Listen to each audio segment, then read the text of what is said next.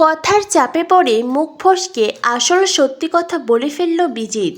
সকলের সামনে বলে দিল সে নিজের হাতে শিবানীকে শেষ করেছে, যেটা শুনে অবাক হয়ে যায় আয়ুষী। বন্ধুরা, পরশুরাম ধারাবাহিকের আজকের পর্বে দেখানো হয়েছে পরশুরাম মায়াকে ফোন করে বলে নন্দাকে নিয়ে ভেতরে চলো। অন্যদিকে দেখানো হয় আয়ুষীকে বিয়ের মণ্ডপে আনা হয়েছে। একদিকে বিজিত আয়ুষীর বিয়ে শুরু হয়েছে, অন্যদিকে বিজিতের বন্ধুদের সামনে আসে জিৎ মুখার্জি। জিৎ মুখার্জি বিজিতের বন্ধুদের পরিচয় জানতে চায় তারা এখানে কি করছে। সেই লোকগুলো জানায় আমরা এখানে এসেছি স্যারের বিয়েতে, আমরা হলাম স্যারের কর্মচারী। এটা শুনে জিৎ মুখার্জি বলে, তোমরা স্যারের কর্মচারী? কোন স্যার? বিজিতের কথা বলছো? তখনই বিজিতের বন্ধুরা বলে, না, আমরা বিজনলাল স্যারের কথা বলছি। এটা শুনে জিৎ মুখার্জি অবাক হয়ে যায়। জিৎ মুখার্জি বলে, কিন্তু এখানে তো এই নামের কেউ থাকে না। তখন বিজিতের বন্ধুরা জানায়, আছে, আর ওই যে বর দাঁড়িয়ে আছে, উনিই তো আমাদের বিজন স্যার। কথাটা শুনে জিৎ মুখার্জি কর্ণ চ্যাটার্জিকে বলে, মনে হয় ঝামেলা শুরু হয়েছে। কর্ণ চ্যাটার্জি বলে, মানে? জিৎ মুখার্জি বলে, বিয়ে বাড়িতে কতগুলো লোক ঢুকে পড়েছে। অন্যদিকে পরশুরাম বিয়ের মণ্ডপে আসতে চাইলেই পরশুরামদের আটকে দেয় কর্ণ চ্যাটার্জির লোক। তারা জানতে চায় আপনারা ভেতরে কেন যাবেন। পরশুরাম বলে, বিয়ের কনে আমাদের সাথে আছে, কনেকে নিয়ে যাচ্ছি। সিকিউরিটি গার্ড বলে, কিন্তু বিয়ের কনে তো বিয়ের মণ্ডপেই আছে, এ আবার কোন কনে? দেখুন, এখন আপনারা ভেতরে যেতে পারবেন না। পরশুরাম তখন অ্যাকশন শুরু করে। পরশুরাম সব কয়টাকে প্রহার করে শুইয়ে দেয়। এরপরেই নন্দাকে নিয়ে বিয়ের মণ্ডপের দিকে এগিয়ে আসে। পরশুরামের মুখোমুখি দাঁড়ায় সৌরভ। সৌরভ হাতে গিফট নিয়ে এসেছে। পরশুরামকে দেখে সৌরভ বলে, তুই এখানে? পরশুরাম বলে, তুই এখানে কি করছিস? ও, হাতে গিফট নিয়ে নেমন্তন্ন খেতে এসেছিস বুঝি, ক্রিমিনালদের দালাল। কথাটা শোনার পরেই সৌরভ রেগে যায়। সৌরভ পরশুরামের ওপরে চিৎকার করলে পরশুরাম ডাবল চিৎকার করে। সৌরভ বলে, ভুলে যাস না আমি তোর কালিক। পরশুরাম বলে, কিসের কালিক? হ্যাঁ, তুই যে ক্রিমিনালের দালাল সেটা আমি খুব ভালো করেই জানি। এরপরেই পরশুরাম সৌরভকে বলে, একদম নড়বি না, কোথাও যাবি না, তুই এখানেই দাঁড়িয়ে থাকবি। এই, ওর দিকে চেম্বার তাক করো। পরশুরামের অর্ডার পেয়ে তার টিমের দুজন লোক তারা সৌরভের দিকে চেম্বার তাক করে। পরশুরাম তার বসকে কল করে জানায়, আপনার একজন কর্মচারী হাতে গিফট নিয়ে নেমন্তন্ন খেতে এসেছে, ক্রিমিনালদের দালাল। তখনই বস বলে, ওকে গান পয়েন্টে রাখো, আর হ্যাঁ, আমি আসছি, আমি নিজে ওকে তুলে আনবো। এ বলে বস তার ফোর্স নিয়ে বেরিয়ে পড়ে। অন্যদিকে পরশুরাম তটিনীকে কল করে বলে, আসবে না? তটিনী বলে, না, আমি যাব না, আমি গেলে তো আবার সেই এক অশান্তি হবে, আবারও আমার সামনে আমার বরকে ওরা অপমান করবে। পরশুরাম বলে, আজ তোমার বর এখানে নিমন্ত্রণ খেতে আসেনি, এখানে এসেছে স্পেশাল ব্রাঞ্চের অফিসার পরশুরাম। এই বলে পরশুরাম কল কেটে দেয় আর বিয়ের মণ্ডপের দিকে যায়। অন্যদিকে তটিনী ভাবে, আজ বরং তুমি বিজিদের পর্দাফাঁস করো, আর কাল কর্ণ চ্যাটার্জির পর্দাফাঁস করব আমি।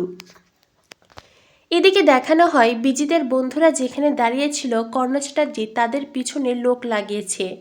তারা বিজিদের বন্ধুদের নজরে রেখেছে। কর্ণ চ্যাটার্জি বলে, দেখবে বিয়ে শেষ না অবধি ওরা যেন এক পাও নড়তে না পারে। বিয়ে শেষ হোক, তারপরে ওদের ব্যবস্থা আমি করব। এই বলেই কর্ণ চ্যাটার্জি জিৎ মুখার্জিকে বলে, মিস্টার মুখার্জি, আপনি এইসব নিয়ে একদম ভাববেন না, আপনি বরং বিয়েতে মন দিন, একটু পরেই তো আবার আপনাকে কন্যা সম্প্রদান করতে হবে। তখনই সেখানে আসে পরশুরাম। পরশুরাম বলে, কন্যা সম্প্রদান? উনি কি করে কন্যা সম্প্রদান করবেন? বরের তো আগেই বিয়ে হয়েছে, বরের তো ইতিমধ্যেই বউ আছে। এটা শুনে সবাই অবাক হয়ে যায়। পরশুরামকে দেখে কর্ণ চ্যাটার্জি বলে, তুমি এখানে কি করে ঢুকলে? জিৎ মুখার্জি বলে, তোমাকে তো আমরা ইনভাইট করিনি, এখানে কেন এসেছো? এখন কি বিনা নেমন্তন্ন পাত পাততে চলে আসো নাকি? হ্যাঁ, ফ্রিতে খাওয়ার লোভ? অন্যদিকে নন্দিনী সবাই পরশুরামকে অপমান করতে থাকে আর পরশুরাম চিৎকার করে ওঠে, সবাইকে থামিয়ে দেয়। এরপরেই পরশুরাম বলে, আমি এখানে এসেছি আয়ুষীর ভালো করতে। আয়ুষী, এখনও সময় আছে, এসব কনের সাজ পোশাক ছেড়ে অন্য কিছু পরো, কারণ এই বিয়েটা হবে না, বিজিতের বউ আছে, ও বিবাহিত। এটা শুনে আয়ুষী বলে, আমাকে নামাও। এরপরে সবাই মিলে আয়ুষীকে নামিয়ে দেয়। কর্ণ চ্যাটার্জি চিৎকার করে বলে, তোমরা কেউ আয়ুষীকে নামিও না, এই বিয়েটা যেভাবেই হোক শেষ করতেই হবে। পরশুরাম বলে, বলছি না এই বিয়ে হবে না। একে একে বাবিন কবির সবাই পরশুরামকে বাধা দিতে আসে, কিন্তু পরশুরামের কাছে সবাই পরাজিত হয় আর ওখান থেকে চলে যায়, কারণ পরশুরাম এক একজনের হাত ধরলেই তারা ব্যথায় কুঁকড়ে ওঠে।